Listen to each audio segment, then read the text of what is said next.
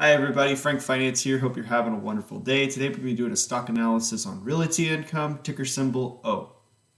So for today's agenda, I'm going to give my price target for Realty Income, followed by a brief business description. Next, I'll talk about 2021 Q1 results. Then we'll talk about the fundamentals as well as the price performance versus the industry. Then we'll look at the stock price history over the years. Then I'll cover the recent merger news that was released this past week. And then lastly, I'll give my thoughts as well as strategy on Realty Income for 2021. Now, real quickly, I do videos on stock analysis as well as general personal finance topics. So if you're interested in this content, please consider subscribing. If you find any information in this video helpful, please hit that thumbs up button. Now back to the content. My price target for Realty Income is $80 in the next 12 months. Now that indicates a 14% upside. Now, please keep in mind, Realty Income has risen about 7% in the last 2 weeks. I think they could move back into the $65 range in the short term, but please keep that in mind just because of the quick spike in the stock price. I think even as earnings have came out today, which they have beat earnings on both sides, which we'll discuss shortly, I do think that they may trade shortly in that $65 range before breaking through resistance and heading towards that $80 price target. Now, Realty Income is a real estate investment trust. They currently own about 6,500 properties that will currently expand to over 10,000 here with the recent merger that was announced, and I'll talk about that later. Now, most of these properties are retail oriented, and most of these leases are triple net leases. Now, what that means is in addition to the lease payments that the tenant pays Realty Income, the tenant is responsible for paying the taxes, insurance, and maintenance on the property as well. This allows Realty Income to own the property, collect rental income, but they also have a high operating margin because they're not having all the expenses that come with owning a piece of real estate. Realty Income released their 2021 Q1 results today. They had funds from operations at 86 cents per share compared to the analyst estimates of 74 cents per share, so they beat that by 12 cents. And looking on the revenue side, they beat by about, let's say, 25-ish million from a revenue reported of 442 million versus revenue of the estimates at 416.1 million. Now, if we look at the impact of COVID-19 on Realty Income, it hasn't been all that bad considering they have a nice diversified portfolio. But for the clients that have been affected, theaters and health and fitness clients, if we look specifically at theater highlighted in green, you can see that they had about a 2% bump in between January and March of this year. So as we go into future earnings call, we'll want to look and hopefully see that increase from quarter to quarter. Same thing with health and fitness. That's had a nice 2 to 3% increase month over month, and I'm hoping to see that trend hopefully get back up to 100% near where they are with other investment grade clients. So hopefully we can see that number go back up, and that'll definitely be a good thing for shareholders moving into the end of 2021. All right, so let's look at the fundamentals of Realty Income. If we look in between December of 2014 and December of 2020, looking at total revenue, we see that's grown by about $700 million. So good growth there. Year over year, it's averaging around 10%. I like that. Looking at gross profit, that's consistently increased year over year as well. And you can see that their margin is for end of 2020 was at 93%, and that's the lowest in the last 6 years. So, and this is in part due mainly because of the triple net lease and that they have very low operating expenses just because a lot of the expenses are paid by the tenants. Now moving on to EBITDA, you can see that that's also increased nicely. The margins healthy as well. Moving on to net income, you can see this has increased year over year. We did have a slight decrease between 2019 and 2020. But I think this is mainly due to we had a few, they do have leases with gyms as well as theaters, and this could have affected that margin. I expect moving into the future, this should be a non-issue. So this is not concerning to me. Now, if we dive a little bit more into their revenue, if we break that down by property type, you can see that retail makes up about 84% of their revenue, followed by industrials at 10.9%. Now, one thing that's important to note is how long these leases are on the properties that they own. Now, generally, they try to strike a lease agreement between 10 to 20 years with those tenants. As of the end of 2020, their average year was about 9 years left on those contracts. So they have a good 9 years on average with their tenants left.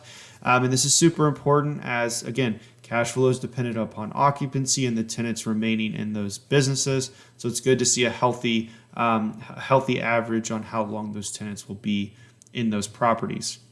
Thank you so much for watching thus far. If you've liked the content, please hit that thumbs up button. It helps me out a ton. Now back to the content. Next up, I want to show a price performance of Realty Income versus its industry. So this is from February of 2020 to current day. If we look at VNQ in purple at 5.14%, that's how much it's gained since February of 2020. If we look at other triple net leases like STOR and NNN, we can see that all three, STRO and NNN, are all down since the pre-pandemic highs.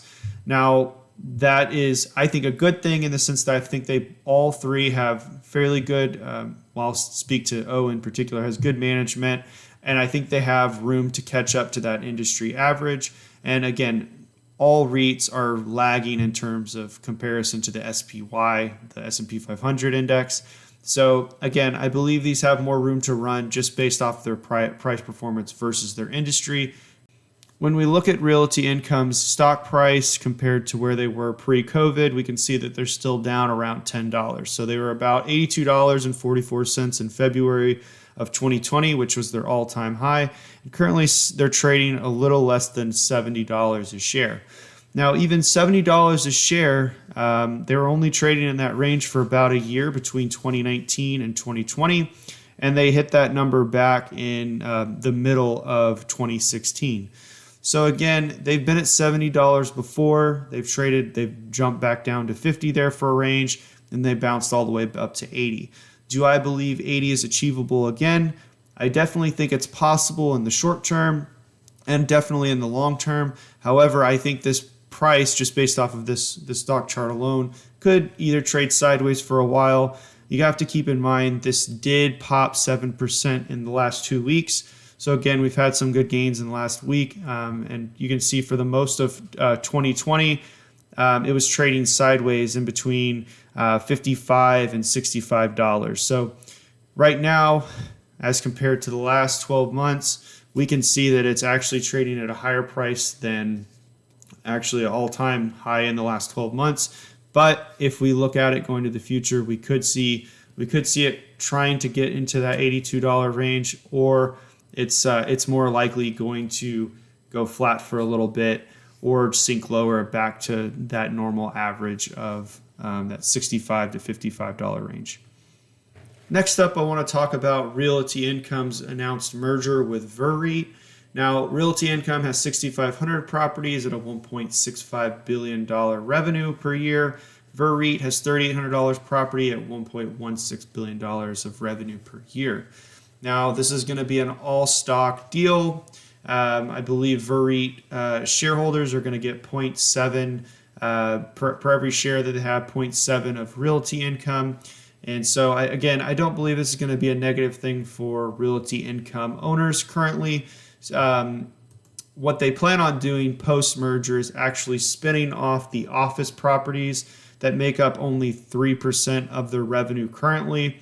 But with the merger and all that additional revenue on the other types of properties that VEREIT holds, again, I don't think this will affect the dividend or have any negative effects on the strong financials they currently have.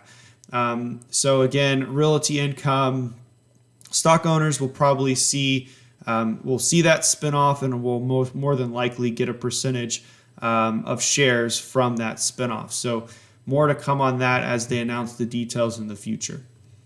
Now for my final thoughts on Realty Income, I believe they have some strong financials, solid revenue source, and consistent growth over the last several years.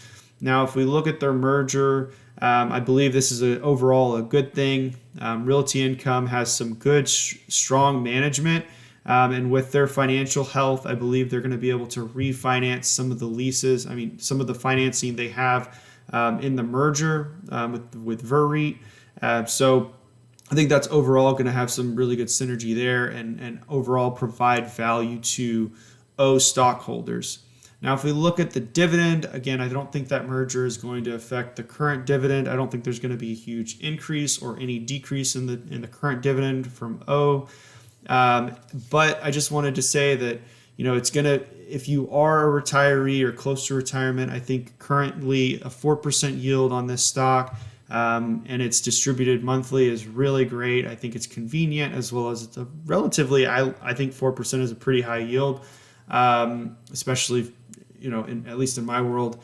But for me right now, REITs are not super tax efficient. When they're taxed at ordinary income, it's just not personally good for me. But I do see a lot of value in it from a long-term perspective. And personally, I got into it around $55 range. So my cost basis is actually yielding around $5. So I like it from that perspective, and I'm struggling with whether I should hold it long-term or sell. So let me know down in the comments what you think I should do.